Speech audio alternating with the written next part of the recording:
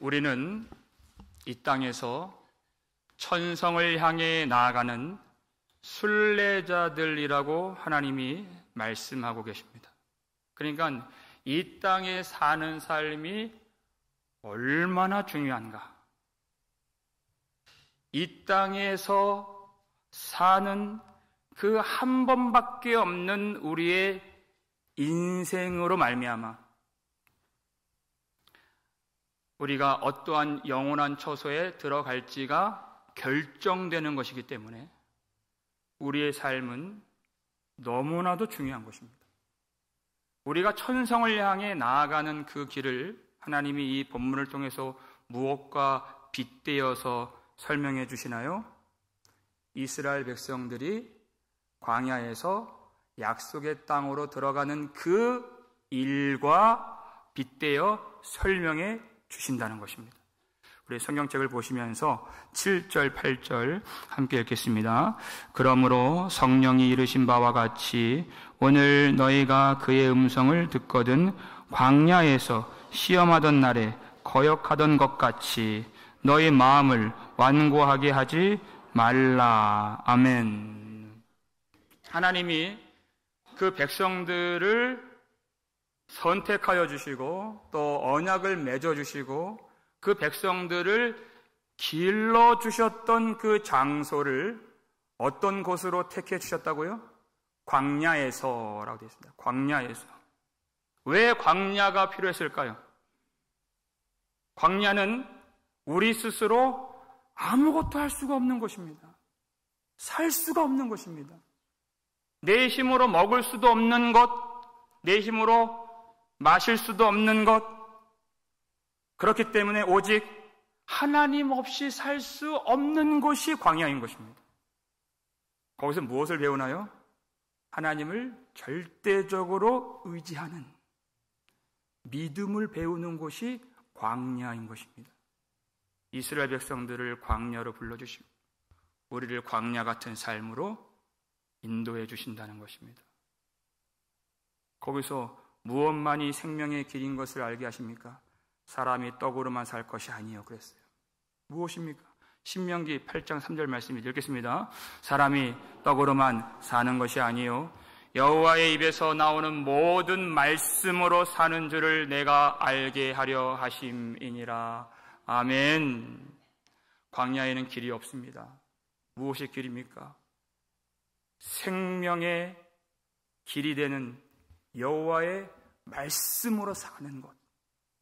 오직 하나님의 말씀만이 생명의 길이 되는 곳이 광야인 것입니다. 그러니까 이 백성들을 광야로 불러서 생명의 길이 되는 여호와의 말씀을 듣고 믿고 순종하는 하나님의 백성으로 훈련하시기 위해서, 연단하시기 위해서 광야로 불러주신 것입니다. 그런데 이 백성들이 광야에서 어떻게 했다고요? 하나님을 시험하고 하나님을 거역했다는 것입니다. 여러분, 하나님을 거역했다는 이 일이 얼마나 충격적인 결과를 가지고 왔는지를 우리는 분명히 알아야 됩니다. 여러분 11절 말씀을 한번 보실까요? 11절 읽겠습니다. 내가 노하여 맹세한 바와 같이 그들은 내 안식에 들어오지 못하리라 하였다 하였느니라. 하나님을 거역한 결과가 뭐라고요? 그들은 내 안식에 들어오지 못하리라. 여러분, 이들처럼 하나님의 기적을 많이 경험한 사람이 어디 있겠습니까? 그들의 매일매일 하루하루는 기적의 연속이었습니다.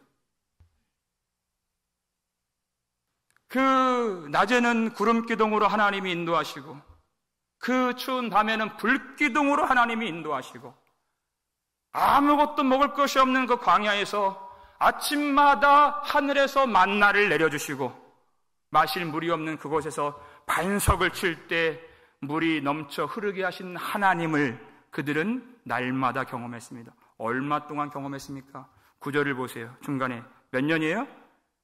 40년 동안 나의 행사를 보았느니라. 40년 동안 하나님의 음성을 들었고 40년 동안 날마다 하나님의 기적을 경험했습니다. 여러분, 우리가 그렇게 생각할 때가 있습니다.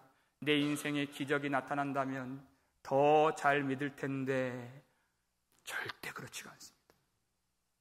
절대 그럴 수가 없습니다. 내가 기적을 보는 것과 복음을 믿는 것은 전혀 관련이 없다는 것입니다. 여러분, 어디 가면은 기적이 나타난다더라, 누가 그 일을 행한다더라 하는 그 이야기를 들으면 절대 관심도 두지 마십시오. 여러분 신앙에 전혀 도움이 안 될 줄로 저는 믿습니다. 해를 끼치면 끼쳤지 전혀 도움이 안 되는 것입니다. 문제는 기적이 없어서가 아닙니다. 문제는 무엇입니까? 문제는 무엇입니까? 8절 말씀 다시 보여주세요. 화면에 나옵니다. 읽겠습니다. 광야에서 시험하던 날에 거역하던 것 같이 너의 마음을 완고하게 하지 말라 하는 것입니다. 그들이 하나님의 음성을 들을 때 마음을 완고하게 했다는 것입니다. 그 마음을 완고하게 하는 것이 얼마나 무서운 일인지 하나님의 약속의 땅에도 들어가지 못하게 할 만큼 무서운 일이라는 것입니다. 마음을 완고하게 하지 말라. 여러분, 마음을 완고하게 하는 것, 성도가 절대 품지 말아야 될 마음, 완고한 마음인 것입니다. 여러분, 씨 뿌리는 비유를 아시죠? 그 천국 복음이라고 하는 그 씨가 여기저기 다 떨어집니다. 놀라운 것은 이 천국 복음은 똑같은 천국 복음의 씨인데 결실을 맺는 땅이 있고 결실을 맺지 못하는 땅이 있다는 것입니다. 그 둘의 차이가 무엇이 다르길래 어떤 것은 결실하고 어떤 것은 결실하지 못하는가? 무엇이 다르고 무엇이 좋았길래 결실하는가? 그 말씀이 누가복음 8장 15절에 나옵니다. 우리 읽겠습니다. 좋은 땅에 있다는 것은 착하고 좋은 마음으로 말씀을 듣고 지키어 인내로 결실하는 자니라. 아멘. 이것이 완고한 마음과 정반대의 마음이죠. 좋은 땅에 씨가 뿌려졌다는 것은 착하고 좋은 마음으로 말씀을 듣고 지키어 인내로 결실하는 사람이라 그 뜻입니다. 착하고 좋은 마음, 어떤 마음일까요? 하나님의 말씀이 우리에게 오면 그 말씀에 대해서 전혀 의심하지 않고 거부감을 갖지 않고 어떤 말씀이라 할지라도 거부감을 갖지 않고 있는 그대로 말씀을 내 심령에 수납하는 믿음의 마음을 착하고 좋은 마음이라 하는 것입니다. 결정적으로 그들이 안식에 들어가지 못하게 만든 한 중요한 사건이 있었는데 민수기 13장과 14장에 나오는 하나님이 그 약속의 땅을 정탐하고 오라 하는 그 말씀이었습니다. 그 땅이 얼마나 아름다운지 하나님의 약속하신 땅이 얼마나 좋은지를 너희들이 보고 와라. 그래서 그 12명의 두령 정탐꾼들을 보내시죠. 그들이 옵니다. 그들이 보고를 하는데 여호수아와 갈렙을 제외한 대다수 10명의 정탐꾼들이 뭐라고 보고를 합니까? 그 땅의 거민은 힘이 강하고 그 성은 견고하고 커서 그들에 비해서 우리는 메뚜기와 같으니 우리는 결코 그 땅을 차지하지 못하리라 하고 악평을 했다는 것입니다. 자기의 생각과 자기의 판단으로 하나님이 약속으로 주신 그 땅을 악평했다는 것입니다. 자기의 생각이 하나님의 약속의 말씀을 밀어낸 것입니다.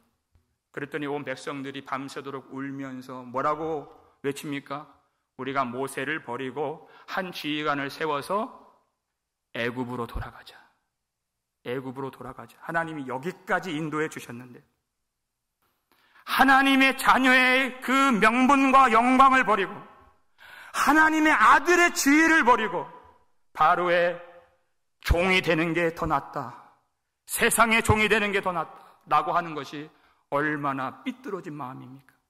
얼마나 마음이 굳어졌으며 얼마나 그들이 믿음이 없는 패역한 모습을 보였습니까? 그랬더니 여호수아와 갈렙이 옷을 찢고서 너희들은 하나님을 거역하지 말라. 그 땅 백성들을 두려워하지 말라. 여호와께서 우리와 함께 하시느니라 그랬습니다. 하나님이 주신 약속을 어떤 의심이나 거부감 없이 그대로 받아들이는 그 믿음의 마음, 그 주신 말씀대로 순종하며 나아가고자 하는 그 믿음의 마음. 물론 어려운 일들이 있겠지만 그 어려움 속에서도 끝까지 인내하며 말씀을 붙들고자 하는 그 믿음의 마음이 착하고 좋은 마음인 것입니다. 정말 충격적인 결과예요. 그 출애굽의 놀라운 하나님의 권능을 경험했던 그 처음 세대, 장정만 60만 명이 넘는 그 처음 세대가 다 안식의 땅에 들어가지 못하고 광야에서 죽었습니다. 단 2사람만 빼고서. 그 착하고 좋은 마음을 가진 여호수아와 갈렙만 빼고 그 모든 사람들이 처음 세대가 다 하나님의 말씀대로 거기서 멸망을 당했다는 것입니다. 우리 보고 하시는 말씀입니다. 그렇게 되지 말라. 그렇게 그들처럼 마음을 완고하게 하지 말라는 것입니다. 그렇다면 여러분, 그들의 마음이 얼마나 돌같이 굳어져 있었습니까? 하나님의 말씀을 믿지 못한 그 악한 마음을 품지 말라는 것입니다. 너무 단단하게 굳어진 그 마음을 품지 말라. 그 돌같은 마음으로 하나님을 만나려고 하지 말아라. 그렇다면 우리에게 가장 중요한 일이 무엇이 되겠습니까? 우리의 인생, 우리의 존재는 천성을 향해 나아가는 그런 성도들인데 우리에게 가장 중요한 것 무엇입니까? 우리 잠언 4장 23절 말씀 읽겠습니다. 모든 지킬 만한 것 중에 더욱 내 마음을 지키라. 생명의 근원이 이에서 남이니라. 아멘. 모든 지킬 만한 것 중에 더욱 내 마음을 지키라. 지킬 만한 것들이 많이 있지요. 가정을 지켜야 됩니다. 우리는 건강을 지켜야 됩니다. 재산을 지켜야 됩니다. 내 명예와 평판을 지켜야 됩니다. 이어 위험한 세상 속에 안전을 지켜야 됩니다. 그러나 그런 것들이 많이 있을지 모르지만은 가장 중요한 것은 그것보다 더욱 내 마음을 지키라는 것입니다. 마음을 완고하게 하지 말라는 것입니다. 그 모든 것들 다 지켰습니다. 사람들이 다 부러워하는 그런 인생을 살 수 있습니다. 그러나 내 마음을 지키지 못한다면, 그래서 생명을 얻지 못한다면 그것이 무슨 의미가 있으며 무슨 소용이 있겠느냐 하는 것입니다. 근데 많은 성도들이 내 영혼의 상태를, 내 마음의 상태를 잘 살펴보지 않고 있는 것 같습니다. 당장 여러분 내 통장을 봤는데 내가 이번 달 살려면 이만큼의 돈이 필요한데 거기에 미치지 못하는 것을 보면 여러분, 우린 누구라도 이 문제를 극복하고 타개하려고 어떻게 해서든 우리는 해결책을 찾으려고 노력을 할 것입니다. 가만히 있지 않을 것입니다. 그런데 내 심령의 상태, 내 마음의 상태가 어떠한지는 살펴보려고 하지 않습니다. 말씀의 거울로 보려고 하지 않습니다. 많은 사람들이, 많은 성도들이 단지 교회에 나와서 당신은 구원받았습니다 하면 아멘 하고 다시 세상으로 돌아가서는 아무 생각 없이 삽니다. 그렇게 하지 말라는 것입니다. 여러분, 지금 누가 지금 안식에 들어가지 못했다고 계속 강조하고 있습니까? 누가 하나님의 말씀을 거역했다고 말씀하고 있습니까? 이방인들이, 하나님 모르는 사람들이 그렇게 한 것이 아니라는 것입니다. 그들이 누구냐? 거역한 자가 누구냐? 안식에 들어가지 못한 자가 누구냐? 하나님이 너는 내 아들이라 말씀하시고 너는 내 장자라고 말씀하셨던 바로 그들이 아니냐라는 것입니다. 우리 4장 1절 말씀 볼까요? 읽겠습니다. 그러므로 우리는 두려워할지니 그의 안식에 들어갈 약속이 남아 있을지라도 너희 중에는 혹 이르지 못할 자가 있을까 함이라 하는 것입니다. 여러분, 하나님이 이 말씀을 우리에게 왜 주실까요? 궁극적으로 무엇을 주시려고 지금 이 말씀을 주시는 것일까요? 단지 이 교회를 공포심에 가두려고 주시는 말씀이 아니라는 것입니다. 우리의 신앙의 표지가 그저 두려운 마음을 갖고서 사는 것을 하나님이 원하셔서 이 말씀을 주시는 것이 아닙니다. 물론 두렵고 떨림으로 너희 구원을 이루라 하셨지만 궁극적으로 하나님이 우리에게 주시려고 하는 그 마음은 하나님이 만드신 그 천성의 하나님의 나라에 우리가 얼마나 들어가기를 원하시는 하나님이신가를 알기를 원하신다는 것입니다. 그 하나님을 알라는 것입니다. 그 하나님의 마음이 어떠한가를 헤아릴 줄 알아야 된다는 것입니다. 그래서 우리가 이 신앙을 갖고 인내하며 살아갈 때 이 영적인 경각심을 가지고서 두렵고 떨리는 마음으로 하나님 말씀을 끝까지 붙드는 믿음이 있기를 바라신다는 것입니다. 참으로 너무나도 감사한 것은 여전히 우리에게 그 구원의 약속의 말씀이 주어지고 있다는 것입니다. 우리 교회 안에 이 하나님의 약속의 말씀이 분명히 있다는 것입니다. 그런데 하나님 말씀이 뭐죠? 우리가 교회를 다니는 것으로, 이 복음을 들은 것으로, 이 복음을 내 머리로 이해한 것으로, 그리고 많은 성도들이 그렇게 하는 것처럼 교회에서 어떠한 직분을 가지고 봉사를 하는 것으로, 심지어 이 목사와 같이 이 말씀을 강단에서 전하는 것으로, 그것들로는 하나님의 안식에 들어갈 수가 없다는 것입니다. 무엇이 있어야 됩니까?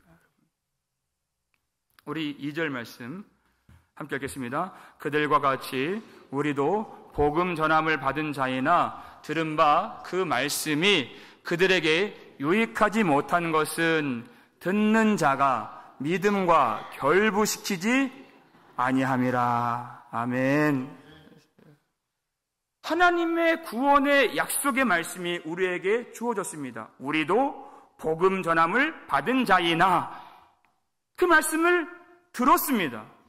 근데 그것으로 되지 않고 이스라엘 백성들이 무엇으로 실패했습니까? 그들의 마음을 완고하게 하고 듣는 자들이 그 말씀을 믿음과 결부시키지 않았기 때문에, 믿음으로 말씀에 반응하지 않았기 때문에 그들이 안식에 들어가지 못했다. 이렇게 되는 것입니다. 우리에게 필요한 것이 무엇입니까? 이 약속의 말씀이 있고 들을 수 있는 놀라운 은혜를 받았지만 듣는 자가 믿음과 결부시켜야 된다는 것입니다. 여러분, 믿음이 무엇입니까? 말씀을 믿음으로 결부시키는 것이 무엇입니까? 믿음이란 이 복음, 예수 십자가와 부활의 복음을 내가 그저 지적으로 동의하는 그 정도 차원을 말하는 것이 아니라 이 복음으로 우리를 구원해 주시는 하나님을 향한 전적으로 의지하는 마음, 전적으로 하나님을 사모하는 마음, 하나님을 갈망하는 그 마음이 바로 믿음의 마음인 것입니다. 그 말씀을 이 간절히 갈망하고 사모하고 의지하는 믿음의 마음과 결부시키지 아니하면 그 말씀은 아무런 역사를 일으킬 수 없다는 것입니다. 그러나 우리가 간절히 사모하는 마음으로 하나님의 말씀을 받으면 이곳에 임재하시는 하나님의 영광을 볼 것이고, 이 모인 자들로 놀라운 하나님의 구원을 받을 수 있는 성령의 역사가 일어나게 될 줄로 믿으시길 바랍니다.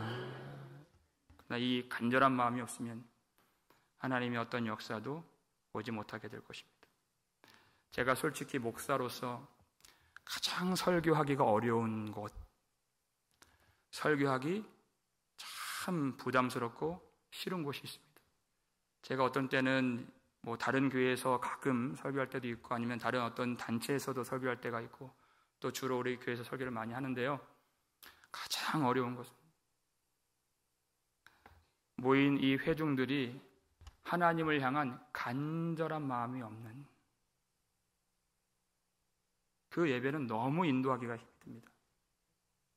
어떨 때는 이 모인 분들이 설교를 들으려고 예배를 드리려고 모인 것이 아니라 그냥 구색을 맞추려고 예배를 드리는 그런 예배가 있습니다.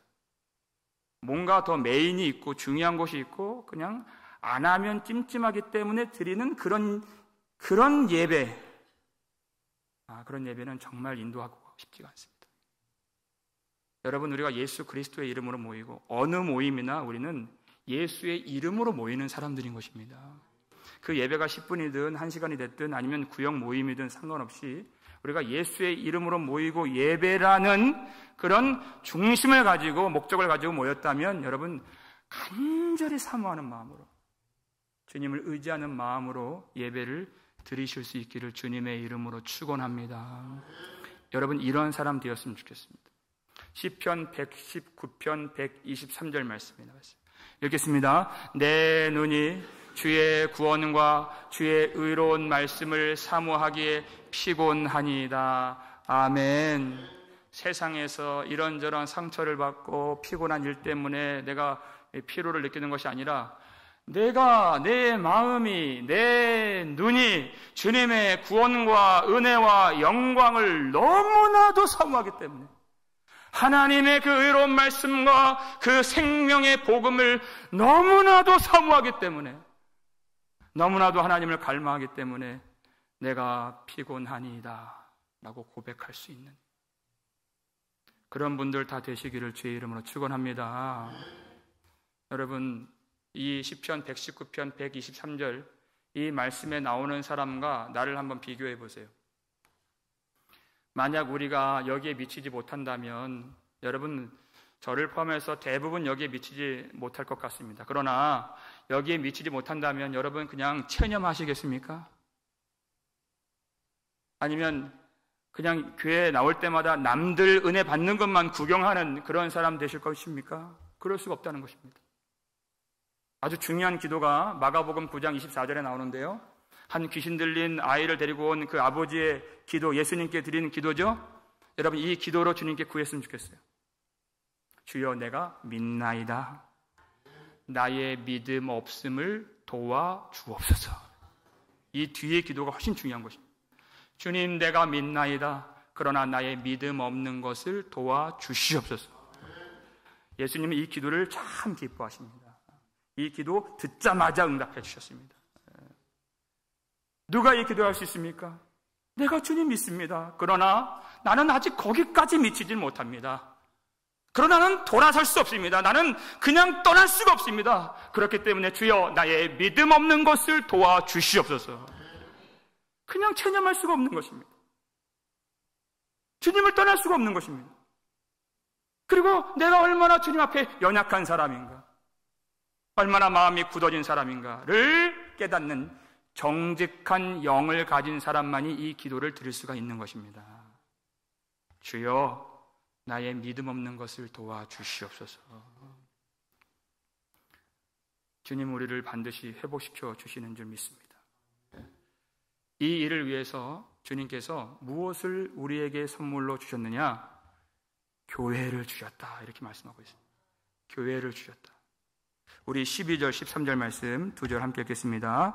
형제들아 너희는 삼가 혹 너희 중에 믿지 아니하는 악한 마음을 품고 살아계신 하나님에게서 떨어질까 조심할 것이요 오직 오늘이라 일컫는 동안에 매일 피차 권면하여 너희 중에 누구든지 죄의 유혹으로 완고하게 되지 않도록 하라. 아멘. 당연히 신자라면 자기의 마음의 상태를 살펴봐야죠. 그러나 그것 한다고 다 한 것이 아니라 더 나아가서 너희 중에 공동체 안에서 믿지 아니하는 악한 마음을 품어서 하나님에게서 떨어진, 은혜에서 떨어진 자가 있는가를 부지런히 살펴보라는 것입니다. 이 말씀 안에는 어떤 내용이 포함되어 있습니까? 누군가 어떤 사람에게 그 사람이 믿음에서 떨어지도록 시험에 들게 하지 말라는 것입니다. 실족하게 하지 말라는 것입니다. 먼저는 우리 가족입니다. 여러분, 우리 가족처럼 편한 사람이 없죠. 그러다 보니까 어떨 때는 막대할 때가 있습니다. 그렇게 하지 말고 내 아내든 내 남편이든 내 자식들이든 그들이 한 번이라도 하나님을 생각할 수 있도록, 한 번이라도 하나님 앞에 마음을 쏟고 예배를 드릴 수 있도록 신앙의 디딤돌로 살라는 것입니다. 걸림돌이 되지 말라는 것입니다. 왜냐하면 우리는 자칫 내 말과 행동과 내 이기심 때문에, 내 분노 때문에 그들의 마음을 확 닫혀지게 만들 수 있는 사람들이기 때문에 그렇습니다. 더욱이 중요한 건 우리 교회 안에서 어떠한 사건, 어떠한 상처받는 일 때문에 지금까지도 하나님 앞에 더 나아갈 수 있는 사람인데, 더 주님을 예배할 수 있는 사람인데 그렇게 가까이 가지 못하는 사람들을 우리가 종종 보지 않습니까? 그렇게 하지 말라는 것입니다. 우리가 주님을 섬기는 주님의 몸으로서 존재하는 성도라면 주님의 몸된 이 교회가 하나님의 은혜와 진리와 기쁨과 평강으로 얼마나 충만한 주님의 몸인가를 보이면서 경험할 수 있도록 그렇게 증명하면서 사는 그런 주님의 지체들이 되라는 것입니다. 그러니까 여러분, 어떤 일이 있어도 교회 안에서 절대 큰 소리 나게 해서는 안 됩니다. 큰 소리가 나면 안 됩니다. 그럴 일이 없습니다. 우리는 마음으로 뜨겁게 서로 사랑하라 하신 말씀대로, 서로 사랑하라 하신 그 새 계명의 말씀대로 서로를 품고 사랑하며, 그리고 쓰러진 자가 있다면 피차 권면하여서 날마다 피차 권면하고 위로하고 격려하며, 만약 책망을 받을 일이 있다면 겸손한 마음으로 온유하게 말씀으로 책망하고, 감정이 아닙니다. 말씀으로 책망, 판단이 아닙니다. 말씀으로 온유하게 책망하여서 결국 그들이 다시 하나님 앞에 일어설 수 있도록 그들을 붙들어 주라 하는 것입니다. 이 일 때문에 하나님이 교회를 주신 것입니다. 내 신앙 잘 지켰다고 하나님 앞에 칭찬받겠습니까? 그렇지 않습니다. 주님의 몸된 교회가 우리 한 몸으로 묶어주시고 엮어주신 한 사람 한 사람이 나의 몸이요, 주님의 몸이요, 나의 몸이요, 우리의 지체가 되었습니다. 그러니까 어떠한 사람이 아프면 한 지체이기, 같은 몸이기 때문에 내가 아프게 되는 것이고, 그가 슬프게 되면 내가 슬프게 되는 것이 한 몸인 것입니다. 그래서 그들이 다시 회복되고 일어서서 주님 앞에 걷기도 하고 뛰기도 하며 주님을 찬양할 수 있도록 붙들어주는 교회가 되어야 할 줄로 믿습니다. 우리 전도서 4장 10절 11절 말씀입니다. 읽겠습니다. 혹시 그들이 넘어지면 하나가 그 동물을 붙들어 일으키려니와 홀로 있어 넘어지고 붙들어 일으킬 자가 없는 자에게는 화가 있으리라. 또 두 사람이 함께 누우면 따뜻하거니와 한 사람이면 어찌 따뜻하랴. 무엇이 복입니까? 무엇이 화입니까? 무엇이 축복이고 무엇이 재앙입니까? 여러분, 공동체가 있어서 한 사람이 넘어지면 그 친구를 붙들어 일으켜 세워줄 수 있는 그런 형제 자매 공동체가 있는 것이 축복이라는 것입니다. 근데 혼자 있어서 내가 넘어졌는데도 아무도 일으켜 세워주는 자가 없다면 그것은 재앙이고 그것은 저주이며 그것은 화를 입는 일이다. 이게 바로 교회입니다. 하나님이 우리의 약함을 아시기 때문에, 우리의 잘 넘어지는 것을 아시기 때문에 서로 권면하여 붙들어 일으켜 세워줄 수 있도록 이 주님의 몸된 교회를 주신 것이 얼마나 감사한 일인가. 그렇게 고백하실 수 있기를 주의 이름으로 축원합니다. 두 번째, 하나님이 무엇을 주셨는가? 우리의 신앙의 회복을 위해서 주신 두 번째, 마지막으로 우리에게 오늘이라는 시간을 주셨다는 것입니다. 오늘이라는 시간. 이 히브리서 3장, 4장을 보면은 계속 이 오늘이라고 하는 단어가 나오죠. 7절에 나오고 또 13절, 15절, 4장 7절. 오늘 너희가 그의 음성을 듣거든 계속 반복이 됩니다. 오늘이라 일컫는 동안에 이렇게 되어 있어요. 오늘을 주신다. 왜 오늘이 중요한가? 오늘 너희가 그의 음성을 듣거든. 이게 무슨 뜻일까요? 하나님의 말씀을 듣는 오늘 이 시간은 하나님이 우리에 대하여 하나님의 구원의 약속을 열어두신 놀라운 축복의 시간이라는 것입니다. 하나님의 약속이 오늘 이 말씀을 듣는 이 순간 우리에게 유효하기 때문에 이 말씀 앞에 선 자들에게 하나님이 천국문을 열어두신 바로 오늘이라는 것입니다. 그러니까 오늘 그의 음성을 듣거든 너희는 마음을 완고하게 하지 말라는 것입니다. 하나님의 모든 약속을 열어주시고 약속이 살아난 이 시간 우리 마음을 착하고 좋은 마음이 되게 하여서 모든 지킬 만한 것보다 더욱 우리의 마음을 지킴으로써 믿음으로 말씀을 받고 순종으로 하나님께 영광을 돌리는 그런 우리가 되기를 원하신다는 것입니다. 하나님은 오늘 구원하시고 오늘 역사하기를 원하시는 하나님이십니다.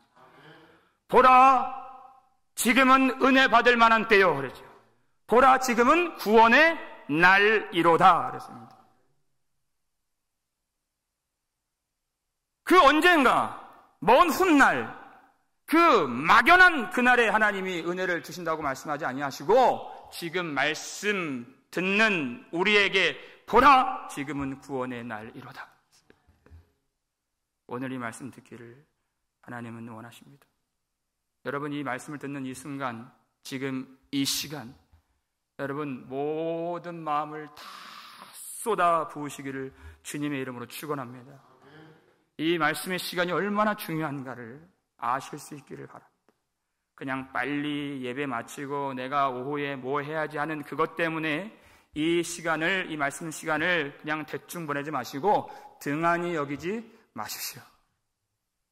온 마음을 다해서.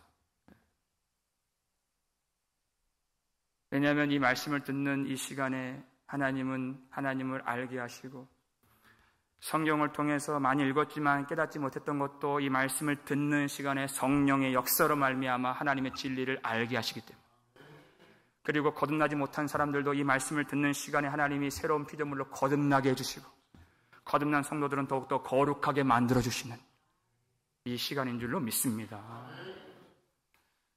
근데 여러분, 이스라엘 백성들은 하나님의 말씀을 듣는 이 오늘이라는 시간을 무려 40년 경험했습니다.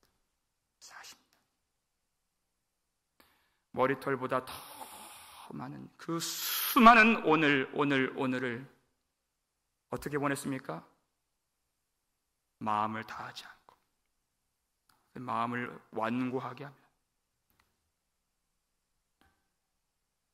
믿음으로 결부시키지 않고 이 오늘 여호와의 음성을 듣는 이 시간이 얼마나 귀한 줄을 그들은 깨닫지를 못했습니다. 이 말씀을 듣는 이 오늘의 시간이 우리 영원한 삶과 영원한 처소와 잇대어져서 그것을 결정할 수 있다는 것을 그들은 깨닫지를 못했습니다. 그냥 무심한 상태로 굳어진 마음으로 틈만 나면 불평하고 불만족을 품고 하나님을 시험하고 왜 하나님이 그거밖에 못 해주십니까? 원망하고 그럴 바에는 우리는 애굽으로 돌아가겠습니다. 그렇게 하나님을 시험했던 그동안에 하나님의 그 놀라운 사랑과 하나님의 인자하심과 자비로우심이 마음에 조금도 담기지 않았습니다. 여러분, 우리에게 오늘은 어떤 오늘입니까? 그렇게 숱한 세월을 그 굳어진 마음으로 살았던 그들과 같지 아니하고 너희는 마음을 완고하게 하지 말라. 이 말씀을 듣는 시간이 우리의 영원한 생명과 영원한 처소를 결정할 수 있다는 것을 깨닫고 그것을 안다면 얼마나 우리가 사모하며 얼마나 간절한 마음으로 이 말씀을 받아야 되겠습니까? 하나님이 우리 인생, 하나님은 전능하신데 왜 우리 인생을 그렇게 척박한 이 세상에 있는 것들, 많은 것들을 누리지 못하는 왜 광야와 같은 삶으로 우리를 불러주신 것입니까? 그 광야에서 여호와의 말씀만이 생명이요 여호와의 말씀만이 길인 것을 깨닫게 해주시기 위하여, 그리고 그 생명을 주신 하나님만을 간절히 의지할 수 있는 믿음을 주시기 위하여 지금 우리를 이러한 삶으로 불러주신 줄을 믿습니다. 그런 하나님, 자비로우신 하나님을 의지하면서 여러분, 이 말씀을 듣는 이것보다 더 중요한 것이 있다, 그렇게 절대 생각하지 마십시오. 이 말씀을 듣는 이 시간과 이 자리를 어떠한 일로 빼앗기지 마시고 양보하지 마십시오. 만약 이 말씀을 깨닫지 못하고 이 말씀으로 은혜를 받지 못한다면 주님, 나의 믿음 없는 것을 도와주시옵소서. 오늘 예배 가운데 하나님, 우리 마음 가운데 하나님 복음을 아는 영광의 빛을 비추어 주시옵고 하나님의 은혜를 깊이 깨닫고 감사하며 찬양할 수 있도록 우리에게 성령의 은혜를 부어 주시옵소서. 기도하시길 바랍니다. 하나님 반드시 그 기도를 응답해 주십니다. 하나님이 왜 만세전에 우리를 불러주시고 왜 이 땅에 교회를 세워주셨으며 왜 시시때때로 설교자를 통해서 우리에게 복음을 들려주시는가? 그것이 우리를 구원하시는 하나님의 사랑이 아니고 무엇이겠습니까?